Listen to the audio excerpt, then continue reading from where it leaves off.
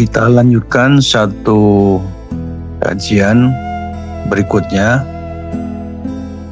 Amaliyah wajib ataupun amaliyah sunat itu pasti ditentukan kita mengaji kepada siapa. Maka guru itu sangat menentukan. Maka jangan pernah menghilangkan peran guru, jangan pernah menghilangkan peran dosen, jangan pernah kita meremehkan peran kiai, peran ulama, apalagi ulama yang allamah, apalagi para ulama yang waliullah.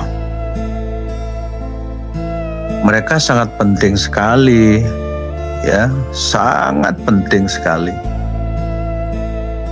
Peran guru sangat penting yang mengantarkan bahwa kita mampu membaca, menulis, menghafal, berpengetahuan. Betapa pentingnya peran dosen, lulusan magister, lulusan doktor, bahkan profesor itu sangat penting. Betapa penting para kiai berperan sebagai rujukan dalam ilmu agama. Betapa penting peran para ulama, apalagi ulama yang allamah, alim allamah, apalagi ulama yang waliullah. Itu sangat penting. Kalau ada orang yang mengatakan meremehkan semua peran itu, ya berarti harus ngaji, ya, harus ngaji.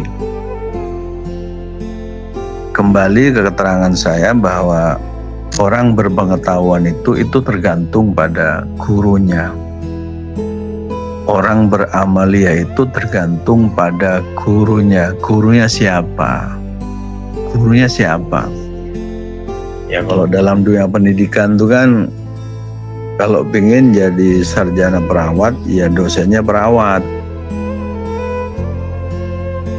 Ya, kalau pengen mengetahui agama, ya pasti orang yang ngerti agama.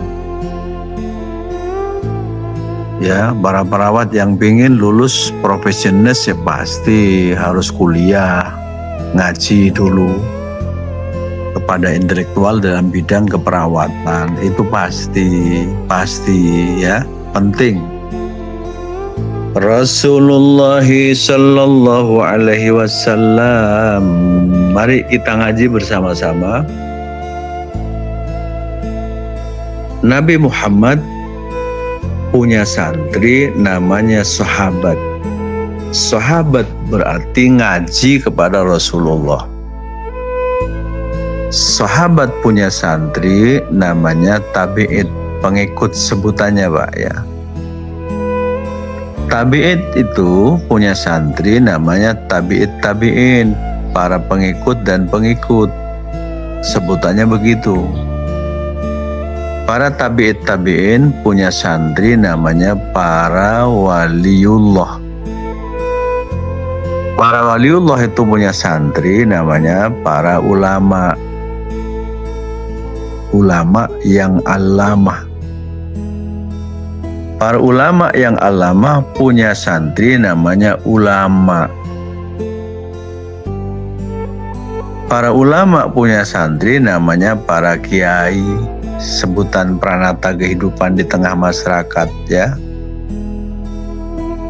Para kiai punya santri namanya para guru. Para guru punya santri namanya para santri. Begitulah keilmuan itu ya. Proses untuk mendapatkan ilmu pengetahuan itu pasti ngaji dan ngaji. Biasanya disebut dengan sambung sanad. Sambung sanadnya ilmu kita itu nyambungnya kepada siapa. Kalau saudara-saudara sekarang kelas Proksus ini, RPL ini, perawat, sanad keilmuannya berarti jenengan sekarang nyambung kepada Ustadz Aziz saya. Ustadz Aziz ngaji kepada Ki Hasan Mutawakil Allah. Ki Hasan Mutawakil Allah ngaji kepada Ki Haji Hasan Saiful Rijal.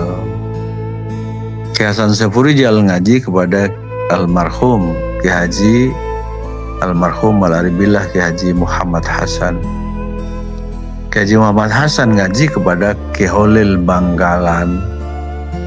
Ki Holil Banggalan ngaji kepada Syekh Imam Nawawi Banten. Begitu seterusnya sampai kepada junjungan besar Nabi Muhammad SAW. Nah, karena amaliyah kita itu tergantung kepada guru dan ngajinya kepada siapa, maka amaliyah sunnah itu antara lain tetap berpegang teguh beramal itu kepada Al-Quran, berpegang teguh kepada hadis, berpegang teguh kepada kaulul ulama, fatwa ulama. Jadi fatwa ulama itu menjelaskan secara teknis, ya. Contoh nih, Al-Quran tidak menjelaskan berapa kali dalam sehari semalam dan bagaimana tata cara sholat. Al-Quran tidak menjelaskan itu. Aqimis sholat lidzikri, dirikan kau sholat untuk mengingat aku. Baru dijelaskan shollu kama ru'aitumuni, sholatlah seperti sholatnya aku, kata Nabi. Maka ulama memberikan penjelasan, maka bagaimana tata cara sholat. Sholat harus didahului dengan tata cara wudhu terlebih dahulu. Itu berguru kepada ulama di zaman dulu dan di zaman sekarang. Makanya penting, ya, yang menjelaskan bagaimana tata cara beribadah. Contoh ketika setiap kita dalam ibadah itu pasti ditentukan oleh niat. Innamal a'malu binniyat wa innama likulli imri'im ma nawa. Orang beramal itu tergantung niatnya, ya. Dan yang diberi pahala oleh Allah itu karena diniatkan, karena niat, ya.